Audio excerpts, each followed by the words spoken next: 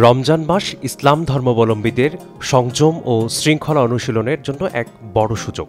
ইবাদত বান্দেগীর পাশাপাশি আধ্যাত্মিক শুদ্ধিতে দেহ মনের প্রশান্তির ক্ষেত্র তৈরি করে দেয় এ মাস। চলুন জেনে নেওয়া যাক রোজা রাখার পূর্ব প্রস্তুতি সম্পর্কে।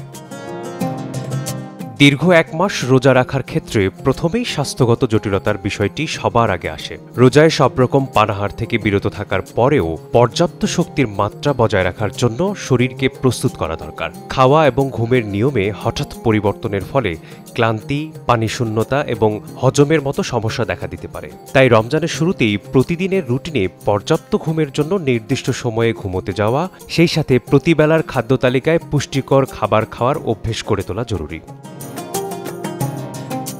রোজায় সারাদিনে দীর্ঘ সময় শরীর পানিশূন্য থাকে। এ অবস্থায় শরীরে পর্যাপ্ত হাইড্রেশনের জন্য প্রতিদিন কমপক্ষে ৮ থেকে ১০ গ্লাস পানি পান করা প্রয়োজন। নারকেলের পানি, তাজা ফলের রস হাইড্রেশনের জন্য সহায়ক হতে পারে। এতে করে রোজার সময় ক্লান্তি, মাথা ব্যথা এবং অন্যান্য ডিহাইড্রেশন সংক্রান্ত লক্ষণগুলো থেকে মুক্ত থাকা সম্ভব। চিনিযুক্ত খাবার ও ক্যাফিন জাতীয় খাবারে আসক্তি থাকলে এ সময়টিতে মাথা ব্যথা, বিরক্তি এবং ক্লান্তির কারণ হতে পারে। তাই রোজার শুরুতেই কফি, এনার্জি ড্রিঙ্কস এবং চিনিযুক্ত স্ন্যাক্সের বদলে ভেষজ চা এবং তাজা ফল খাওয়া শুরু করা যেতে পারে।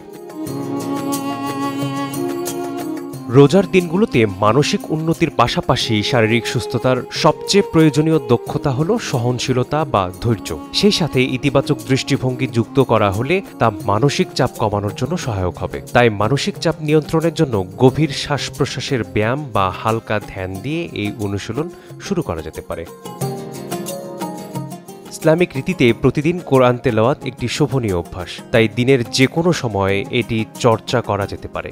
বাইরে ব্যস্ত সময় পার করলে কোরআন তেলাওয়াতের জন্য প্রয়োজনে কোরআন তেলাওয়াতের অ্যাপস ব্যবহার করা যেতে পারে। ধর্মীয় বিষয়ে সৃজনশীল আলোচনা পরস্পরের মধ্যে রোজা রাখার উদ্দীপনা সৃষ্টি করে।